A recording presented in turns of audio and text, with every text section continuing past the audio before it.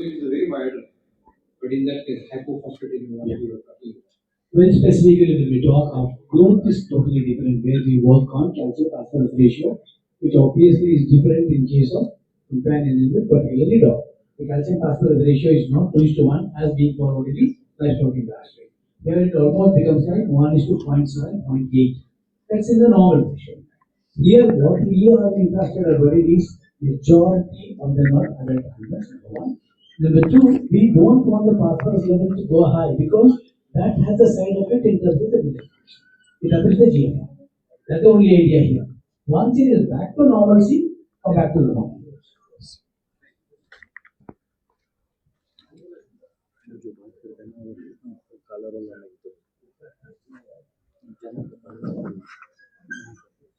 It was a very nice talk.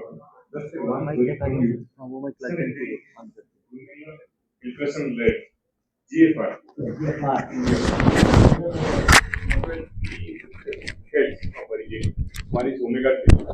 One is a compound omega 3.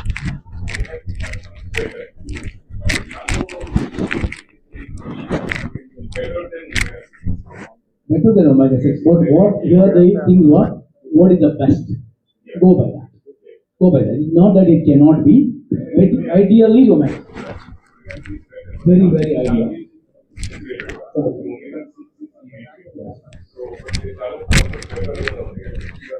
Obviously, that's a compared study report. The whole idea is to say that omega 3 is the best. Because the moment you say fatty acids or polyunsaturated fatty acids, people will resort to any kind of thing available. First thing they will resort to is the home oil, which is available in their kitchen.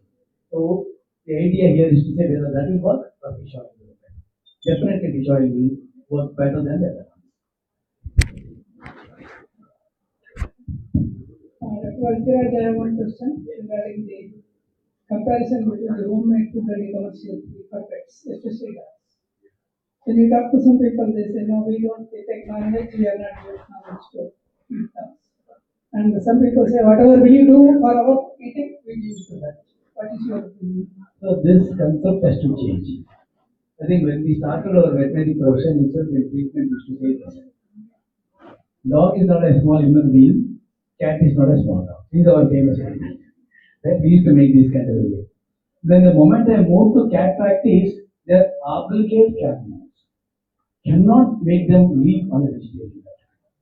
And we have tried all these methodologies. We also do the formulations. A lot of people are doing it. Some clinics are following their own methodologies. But keeping that palatability is a big issue.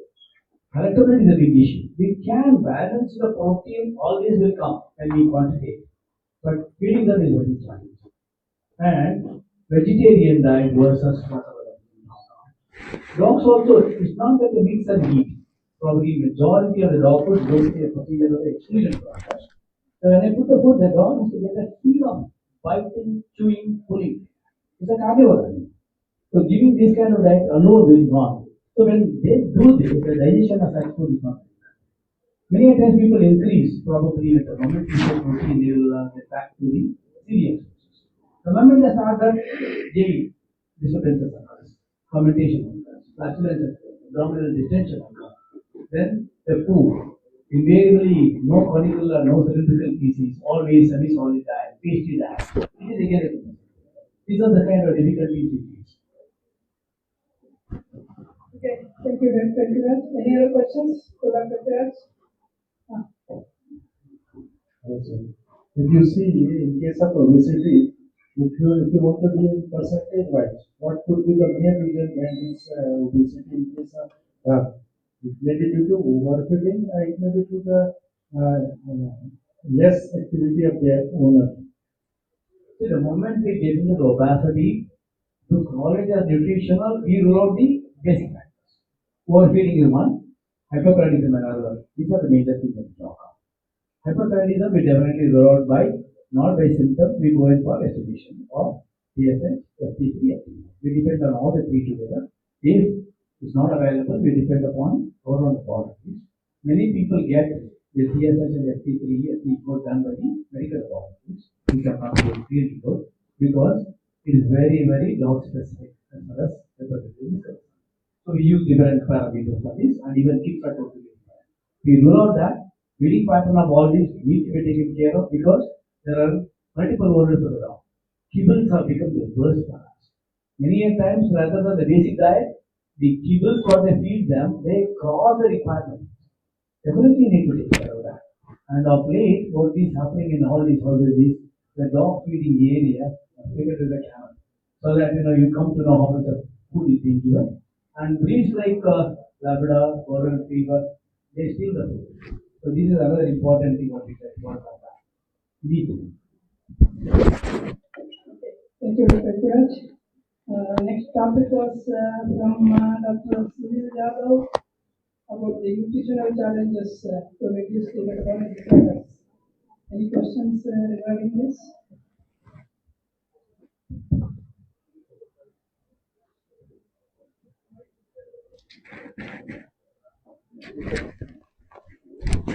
Dr. Yadav? You were mentioning about these two. I have also seen many papers about choline and niacin. But in practice, nobody is practicing. Is everybody is adding in the Sir, I think in that case you are correct, but cost may be the issue. That is what has been reflected many a times. Cost has been an issue, but many technologies are there which are very cost intensive. But by the passage of time, everybody has accepted maybe bioscaling up or any other alternative. But when these molecules have proved up, it's probably our responsibility how it can be a cheaper option. But I think if they have that potential, we should go for that. Is what I think. I think you were probably the NAVNAW meetings. This should be highlighted to our food manufacturers. Right. Importance of including these two nutrients. So this niacin importance and the choline importance is there for a long time. Long time. But so far, no industry people are including it. I think I do not know whether they agree to. Sir, I think Prashant Shinde also want to react to that. So please. So one is Sunil sir clearly pointed out is the cost that's really important. And it's like there are limiting things which you can do. It's like not 1+1+1, it's not going to be 10. It's like, And thing is like we do have protected niacin products available in the market, protected choline. It's also, in fact, it's interesting for calf products. Choline chloride is the minimum that has to be put. So choline products and niacin is already being practiced by the feed industry, although the volumes are quite small. Okay. Another point is the importance of bypass protein during pre-fertility. Sir, what NRC have gone through the protein requirements. So specifically, they have mentioned that protein is especially important for cholesterol because there is a lot of drain in the form of immunoglobulins. But they have concluded other than that, protein nutrition may not be the problem for the dairy cattle as it is more evident for carbohydrates, other minerals and vitamins. So I have gone through that. But for cholesterol, yeah, it is a heavy drain for 3 days. But they are saying that it is not much making a difference because it is very transitory for a short duration of time. This is what has been concluded in the paper. Okay, thank you. Then we will move on to the next paper. This is by Dr. Shinde about the calf nutrition. I believe this. Yeah. Yes. Dr. Shinde, you were mentioning, I think you also mentioned the dairy farmers in Punjab, they keep looking for two lactation and things like that. Yes. What is happening to these animals? So that's Is it really where it is normal or it is only in some farms? so Is it economical when compared to lactation? yeah. So that's an interesting concept, really. So I can talk a lot of. So it's not happening by intention; it's happening by default. Okay. And what the mindset was like of the farmers, like 7-8 years back, they were really focusing on improving yield. So what was happening? The ratio I mentioned, the heifer to cow peak production. So they were getting higher yields in heifers and lower yields in their current lactic animals. So that's one that had in their mind that if it's heifer, the herd is younger, less health issues. So health issues is something which that's the reason reproduction and health. That's the reason they sell their cows.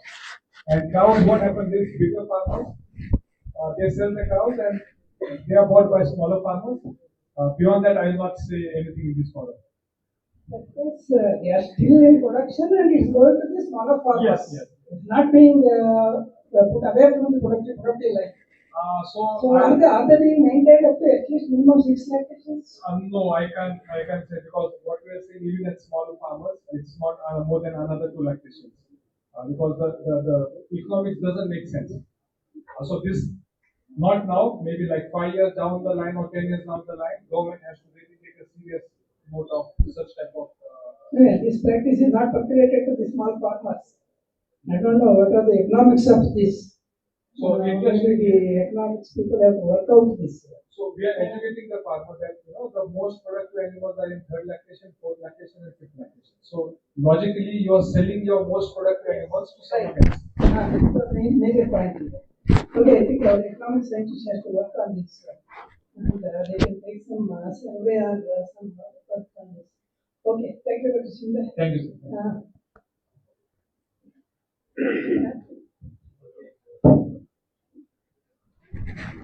Okay. What they want to take an that also. Very Dr. Anand Krishnamoorthy. Your topic was improved health of dairy cattle. Any questions to Dr. Krishnamoorthy?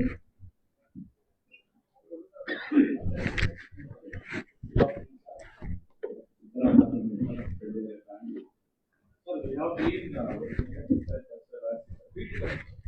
globally more right. So we have a lot of small water livestock.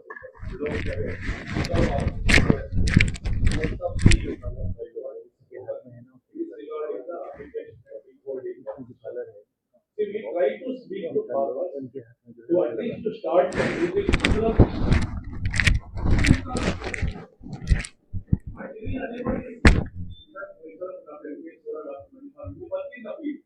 you see all the efficiencies, energy efficiency, protein efficiency, calcium, phosphorus, whatnot.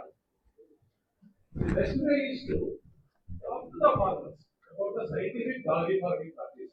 How much animal equation is followed, how much animal equation is followed, what is the quantity of feed to be fed to the cat. We have not been able to popularize it. So we need to train the farmers. We have a ration management program. We have trained them and ration management. We could see 30 to 40% efficiency of nutrition in the feed condition. In such conditions, anything you give to the cattle, it will work. The milk will work or the animal will work. Because we have an exotic germplasm, now we say the blood level of crossbred cow should be brought, exotic blood level should be brought from 87.5. They have blood level, exotic blood level 87.5. So we need that, we need an excellent management, excellent nutrition. We are not able to. So we need to focus on small water livestock system. If we can improve the 1 liter milk production per day, it will be a great achievement from us. So we need to train the farmers. So we is feeding mineral mixture, sir. See, most of the feed manufacturers here, they are adding only 1% mineral mixture, 1 to 2%. So we started requesting the after the cattle feed. No. That's why we see the deficiencies. Thank you. So we have a concern. No. Sure, I understand. Yeah, we need to train the farmers, sir. We need to train the farmers. No, we will not suggestions. Thank you, sir. Then Dr. Murthy, talking about the chelated milk. Dr. Goda?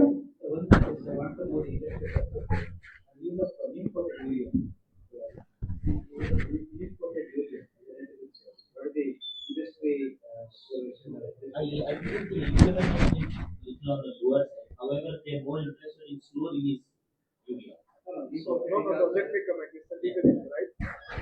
Neem coated urea is for farmers, right? So again, this is a interesting concept that you thought about. Neem coated urea is a subsidized urea which is directed towards farmers. If any feed industry is using, legal it's not correct. Okay, that's my first point. Second, we feed urea anyway, doesn't really matter. Okay, so I wonder if you may allow me. इतना नीम ही नहीं होता कि जितना oil निकाले और छोड़ते हैं. So again, I don't want to go into that. But then legally there was some incidents wherein some feed companies had this neem coated urea as the subsidized urea coming from farmers, and there was a raid by agriculture department, and they seized it. So it's not allowed to be used by. A body like this, it also recommend. So I think it should be allowed for the feed industry also. Yeah, sir, yeah, we are making a position paper to the government that is, the feed industry should Morning get. our secretary Maharashtra told, I think now we will be different to agriculture.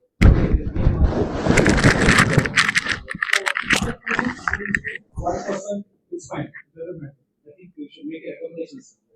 Imported Okay, area. we will note down, let's go down to the comments. Dr. Murthy, regarding your presentation about chelated minerals and the nanominerals.